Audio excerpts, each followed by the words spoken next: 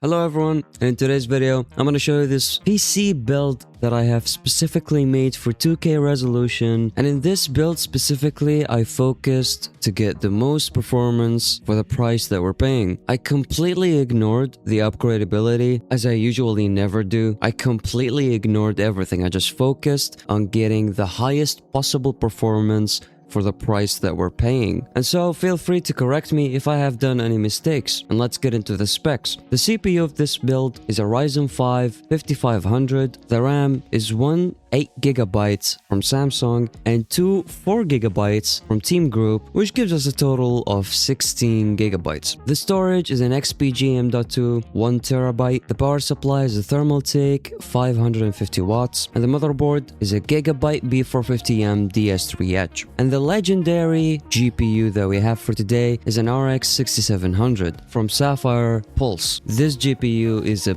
beast for 2K, and you're gonna see in the benchmarks this GPU does not play around. So let's check out some games. And the first game we have for today is Alan Wake 2. We're running on medium settings, FSR quality on 2K. And we're getting 60 frames per second in Alan Wake 2. This is great. Like for Alan Wake 2, 60 frames on 2K medium settings, not even low settings. We're getting 60 frames per second with no issues whatsoever. And take a look at the temps. The GPU never crossed 60 degrees. This GPU has great cooling and I do recommend it. Next up, we got Counter-Strike 2. We're getting around 100 plus FPS most of the time. It never dropped lower than 100 from what I see, but the 1% lows does say 73 frames. However, I never noticed the frames getting lower than 100 FPS. And so you can absolutely enjoy some competitive games on 2K on this PC with no issues whatsoever. Next up, we got Cyberpunk 2077. We put the settings to high, we put the FSR to quality, and of course the resolution to 2K. And we're getting 70 plus frames per second. Most of the times, it never really dropped any lower than 53 frames. And overall, the temps are extremely good. We never hit 60 degrees on both the GPU nor the CPU. We never hit 60 degrees. And by the way, take a look at the GPU power consumption. It never crossed or even reached 160 watts. This GPU is insanely power efficient. Next up, we got Fortnite.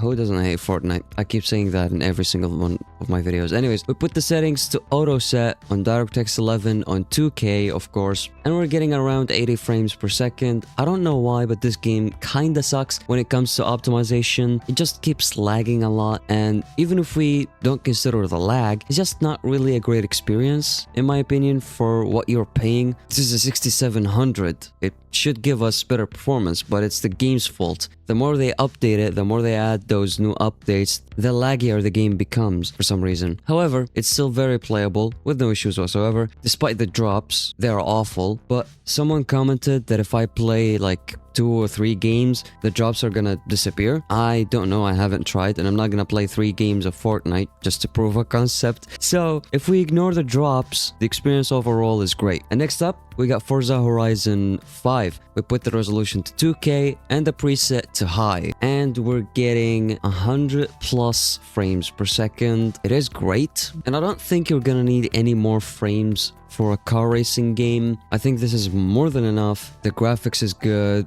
the frames are good, it's buttery smooth with no issues whatsoever. I hope they don't add propaganda in the next Forza Horizon like they did to Ghost of Tsushima with Ghost of Yutei. And by the way, we have Ghost of Tsushima now. We put the settings to very high and the resolution, of course, to 2K with FSR set to quality. And we're getting around 70 FPS, which is great. The graphics is great, and you don't really need more frames in Ghost of Tsushima. And if you really wanted more frames, you can either lower the settings a little bit and get more frames, or you can turn on the frame generation. And by the way, the frame generation of Ghost of Tsushima is great. And so we're getting a really decent performance. We can move on to the next game, Horizon Forbidden West. We're getting around 50 to 60 frames per second on very high quality on 2K. It's a story mode, so I'm not expecting more than these frames. especially that we crank the settings up to high, or very high I should say. And the experience overall is buttery smooth, no issues whatsoever, no drops that I can see, and the graphics is absolutely great. Overall, this PC is really great so far, and we can move on to the next game, Red Dead Redemption 2. We put the resolution on 2K, by the way, all the games today are on 2K, and the settings to Ultra, and we're getting around 50 frames per second, which you might not like, but you can absolutely just lower the settings a little bit and get more frames, or you can just, I don't know, lower it to 1080p. Although I don't recommend it. I think 50 frames per second for Red Dead Redemption 2 is more than enough because it's just a story mode game. It's not like an online game that you need more frames in. So I would personally recommend that you just enjoy the graphics and play on 50 frames per second. But if you want, you can absolutely just crank down the settings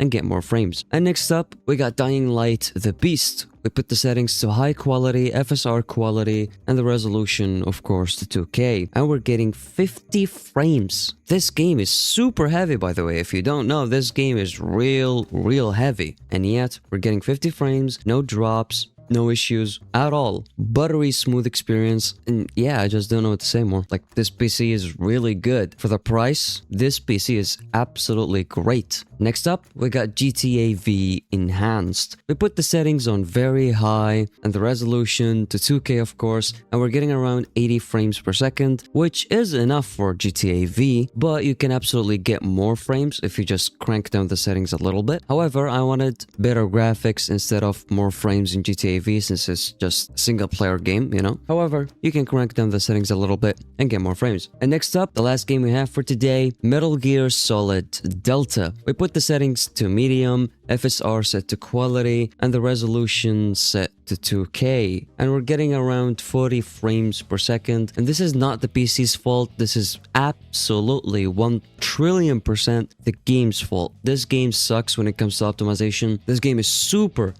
heavy on both the GPU and the CPU, and yet we're pulling off around 40 frames per second on medium settings. So yeah, this PC, as you guys saw, can run every single game that you can possibly think of, and it's less than $600. What more could you ask for? If you want to build a similar PC, I do recommend if you can pay some extra money and get the Ryzen 5 5600, it's gonna be a lot better, like a 30%-ish improvement for around, I don't know, like $10 or $20 something. Those prices are in Iraq, so I don't know about your market. Your market might be different wherever you are in this lovely world, so it really depends on where you are and where you're buying from. However, I give this PC, in terms of gaming, a 9 out of 10. It really doesn't lack anything. The only games that we didn't run too good were the games that were released in 2025, things like Metal Gear Solid Delta, etc. I don't recommend this build if you're a video editor, because the CPU is not really that powerful and the GPU is an AMD GPU, so you might miss the NVIDIA encoders in case you're used to them like I am. NVIDIA encoders really help with my work, and so I wouldn't recommend this PC for editors. I wouldn't recommend it for people who do 3D rendering. However, I do recommend this PC for gamers. So if you're a gamer, I do absolutely recommend this PC build for you. Thank you so much for watching until the end. See you on the next one.